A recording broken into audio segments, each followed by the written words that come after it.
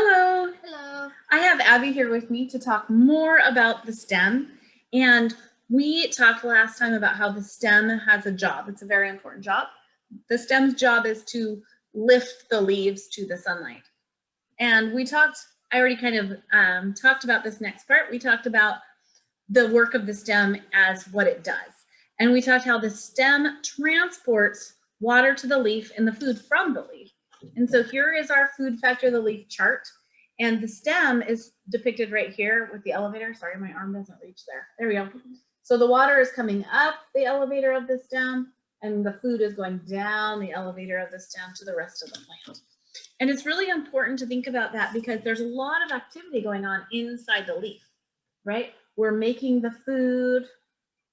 We are taking in carbon dioxide. We're giving off oxygen, taking in water. So there's a lot of activity happening inside the food factory.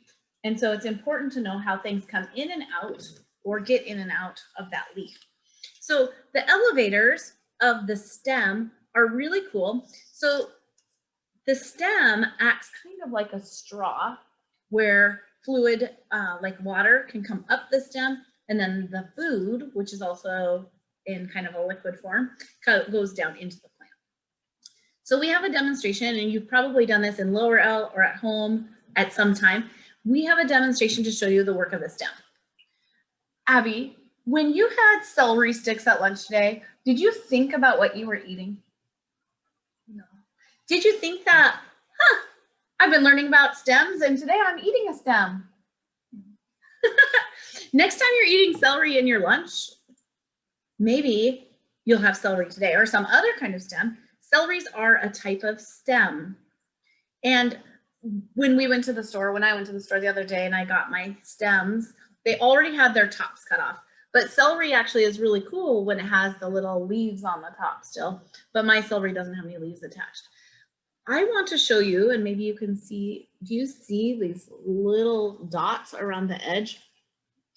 That is part of the stem, and then of course all of it is part of the stem, but you can see those spots. That's where the little thread parts of the celery are. If you've ever bitten into celery and then like flossed with a piece of celery, that's what you're seeing right there along those edges.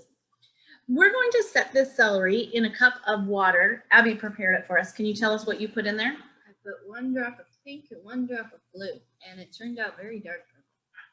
So she made some water with food coloring for us, and it's purple. It's hard for you can kind of see down here once in a while when I turn it. It's purple.